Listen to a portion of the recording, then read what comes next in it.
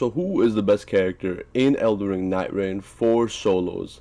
Now, Elden Ring Nightreign is obviously a multiplayer experience, but sometimes it's better to play this game solo. Not all your friends are always available, for one, and two, you don't always want to deal with people while you're trying to just get bossed on. Sometimes it's nice to play by yourself and put on some music.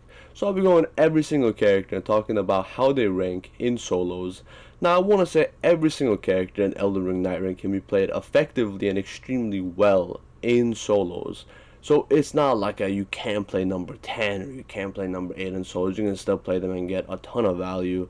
My main for most of this game was number 5, and I did most of it solo. So it's not like even I am taking this list too seriously. It's just for fun. I'm just grasping in the hard parts and the easy parts of each character. I have over 300 hours on this game, and I've completed every remembrance on each character. So I have played a good amount of solos on every single one of them. So I just wanted to give my opinion on this. I won't waste any more of your time. Let's get into it. Number 10, I have Recluse. Now, Recluse is one of the best characters in the entire game when it comes to teams. But I can't really say I would recommend her in solos. She feels like a very team-based character, which is probably how she was designed. Now, Recluse has the lowest HP in the entire game, tied with another character in the game, and is a spellcaster. And spellcasters are usually going to struggle in solos because it takes setup. You're going to have to take a while to find your own spell. You're going to have to find a good setup for yourself. And you might not find that early on, and you're going to struggle to just survive against anything because spellcasting can also take a long time. That paired with the fact she has the lowest strength and the lowest dexterity in the game, she really can't use anything but spells. So if you're not able to find a good spell and mix good cocktails, you're really going to struggle on your own, especially with the low HP pool. It's not like you can have a wiggle room to really do anything or make mistakes.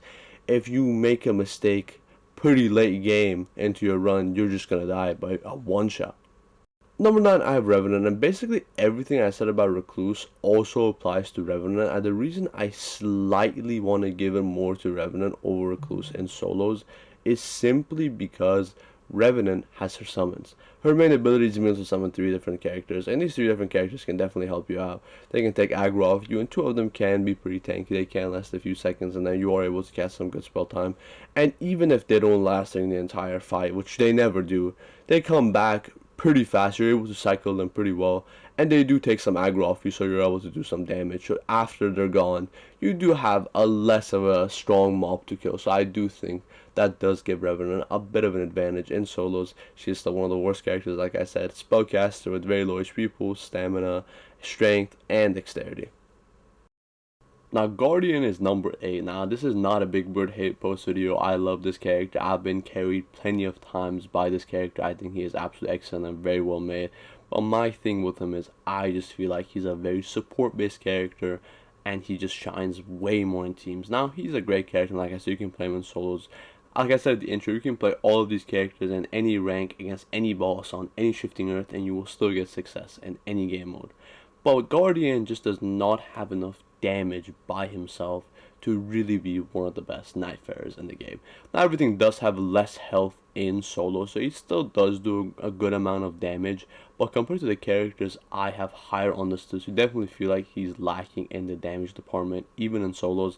Now, this makes up for it in teams because he's meant to be a tank, and he does a good amount of damage, but the most of the damage is coming from his teammates. But in solos, he has no one to do most of the damage, so he's kind of just taking damage, and you get into fights that shouldn't take that long, especially in Nightreign. This game is all about speed and all about momentum.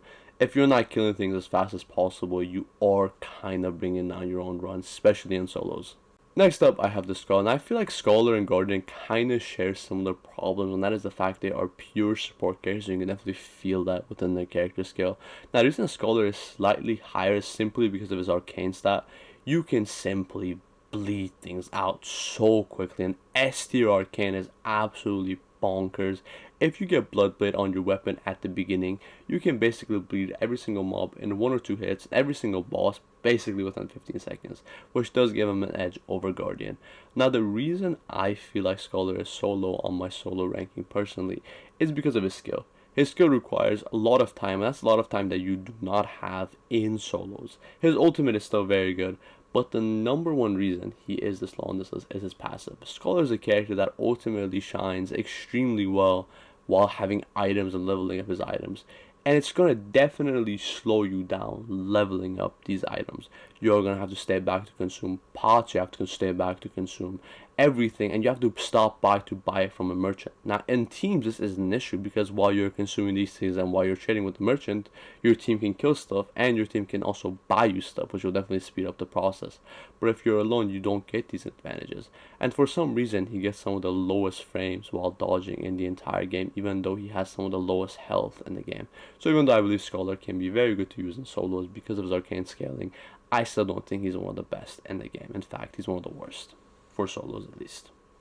Number 6, I have the Undertaker, and I'm going to say this. Undertaker and the next person above her are basically tied together, so I'm going to say 6 and 5 are equally tied. I just feel like 5 is slightly better in solos, but they are both excellent characters. Now, Undertaker is honestly very good in solos, and the reason she is this low on the list is because of one thing. I feel like Undertaker shines the most when she is able to spam her ult, and she can't really spam her ult in solos. I feel like Undertaker will always be better the more people you have on your team compared to if you're alone. Now she does still have a lot of great abilities that make her a great solo character. For example, getting an ult recharge every time you dodge a grab attack. That makes her absolutely excellent against a boss like Gaping Jaw, but it won't make her as good against someone like Gladius, who does not do many grab attacks. Her skill is also very good, not only for solos but also for teams. The fact you're able to get damage negation and a damage boost at the same time will always make her a great solo character. His strat distribution is also pretty good. I don't believe it's one of the best in the entire game, but it's definitely a good stat distribution.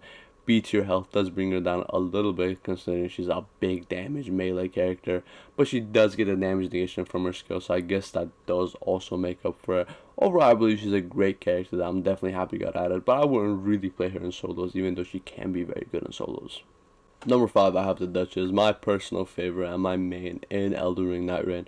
Now I believe she's super good because, kind of similar to another character we have a little bit higher on the list, she can kind of do everything.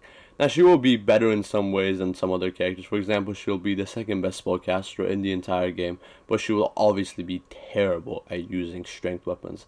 Now the reason I personally have her this high is because of her ability. I believe this ability is easily the second best in the entire game. The amount of burst damage you're able to apply is absolutely disgusting. She also gets by far the best dodge in the game. Even if you don't know how to fight a boss, you have no idea how any of their moves work, you are just able to spam dodge and kinda survive, which absolutely gives her a lot of points. She has great skill at distribution, a ton of damage, and very good survivability because of her dodge. Now she does have a pretty low amount of HP, but I feel like the dodge she gets makes up for her survivability and gives her a lot of it actually. I just believe you can never go wrong with having a Duchess on your team or even using her in solos. She's great against almost every Night Lord, can use a lot of different weapons very effectively, and does a ton of damage. Number 4, I have Raider. Now Raider does get a lot of hate in the Nightrain community, but I feel like a lot of the flaws he has in his character kit don't really apply to solos, hence why he is so high on this list. Now one problem with Raider is that he takes so much damage while even using his skills, since he's meant to be more of a tanky character. Even though he does still do a lot of damage, he is meant to be more of a tanky character, and his skill helps him take a lot less damage. But in teams, especially Deep on Night, he does still take a lot. Now I won't be including Deep on Night in this ranking, but it is still worth mentioning like I said. But in solo, since the DPS of every single mob or boss or anything is super low, Raider's ability really shines. He is able to dish out a ton of damage, a monstrous amount of stagger damage, and still survives a lot of hits. Sometimes you're able to go blow for blow on a boss and still win an interaction, which is something a lot of other characters cannot do.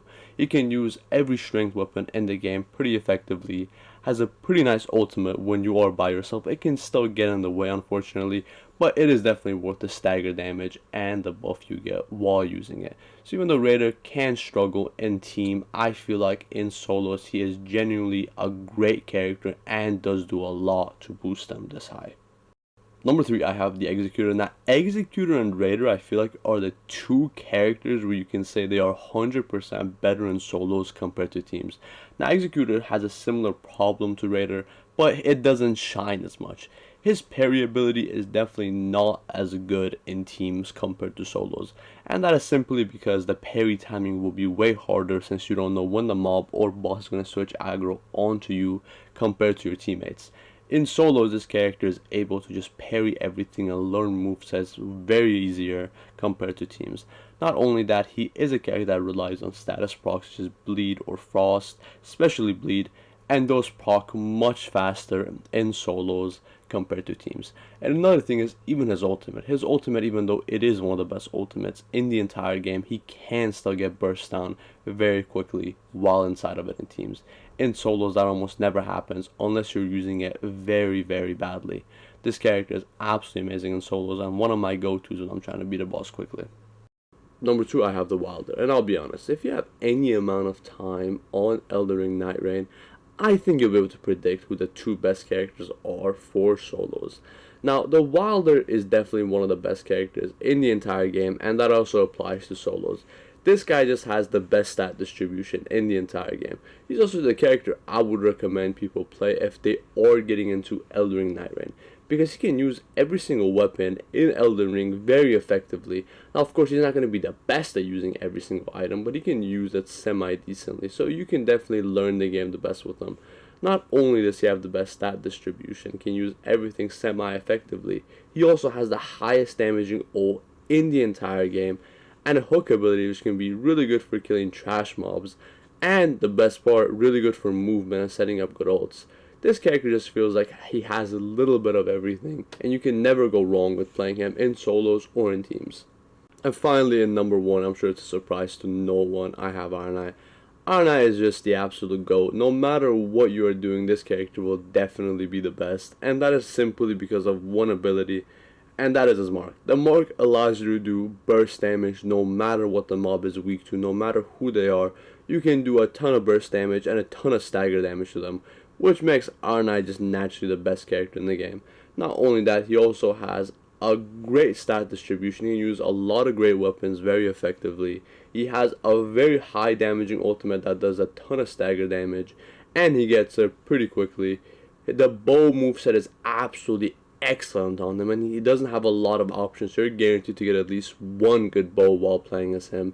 This character honestly just does it all. You cannot go wrong with him. His mark is the best ability in the entire game, and as long as he has that in his kit, he will forever remain as the best character in this game. Now, the only downside I can think of when it comes to Arnai is his low HP pool, but even that's not an issue since he does get iframes when he does use his mark ability 1, and 2, he is a bow user, so he can stay like not at a safe distance, but a medium enough distance where he has an opportunity to dodge the boss or the mobs, even if he is mid-attack. So I feel like even his low HP isn't really a factor to bring him down. And that is my ranking of the Elden Ring Nightrain characters based on how well they do in solos mode. Now, I want to know you guys' opinion, who your favorite character is in solos and who you mostly play when you are playing solos. And if you enjoyed this video, make sure to leave a follow. I really enjoy talking about Elden Ring, and I want to talk about it more, and seeing appreciation on these posts definitely makes me want to talk about it more. So again, thank you to everyone that watched this video.